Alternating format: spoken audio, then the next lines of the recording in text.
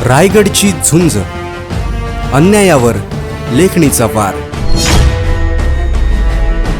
कर्जत तालुक्यातील किरवली गावात नैसर्गिक नाल्यात सुरू असलेल्या कथित बेकायदेशीर बांधकामामुळे नागरिकांमध्ये भीतीचे वातावरण निर्माण झालं आहे. ज्ञानदीप सोसायटी परिसरात सुरू असलेल्या या कामामुळे पावसाळ्यात पूरस्थिती निर्माण होण्याची शक्यता व्यक्त केली जात असून स्थानिक नागरिकांनी प्रशासनाकडे तात्काळ कारवाईची मागणी केली आहे. स्थानिकांच्या माहितीनुसार संबंधित परिसर हा अनेक वर्षांपासून पूरग्रस्त म्हणून ओळखला जातो. दरवर्षी पावसाळ्यात नाल्याचं पाणी साचून नागरिकांना मोठ्या समस्यांना सामोरं जावं लागतं. मात्र सध्या नाल्याच्या हद्दीत आरसीसी भिंत उभारणे तसेच मोठ्या प्रमाणावर मातीचा भराव टाकण्याचं काम सुरू असल्याचा आरोप नागरिकांनी केला आहे.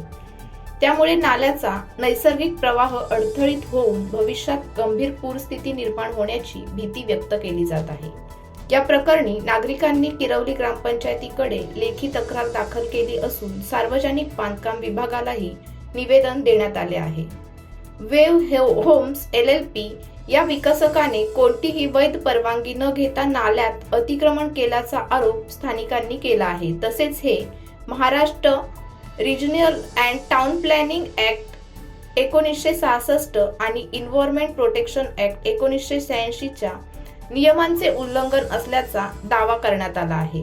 ज्ञानदीप सोसायटी परिसरात मोठ्या प्रमाणावर ज्येष्ठ नागरिक आणि लहान मुलं राहत असल्याने त्यांच्या सुरक्षिततेबाबत चिंता व्यक्त होत आहे. पावसाळ्यात नाल्याचा प्रवाह रोखला गेल्यास नागरिकांच्या जीवितास धोका निर्माण होऊ शकतो असं स्थानिकांचं म्हणणं आहे. दरम्यान महाराष्ट्र नवनिर्माण सेनेचे कर्जत शहराध्यक्ष तथा रायगड विद्यार्थी सेनेचे जिल्हाध्यक्ष प्रसन्न बनसोडे यांनी या प्रकरणात आक्रमक भूमिका घेतली आहे. 2 दिवसात प्रशासनाने कारवाई न केल्यास लोकशाही मार्गाने तीव्र आंदोलन छेडण्यात येईल असा इशारा त्यांनी दिला.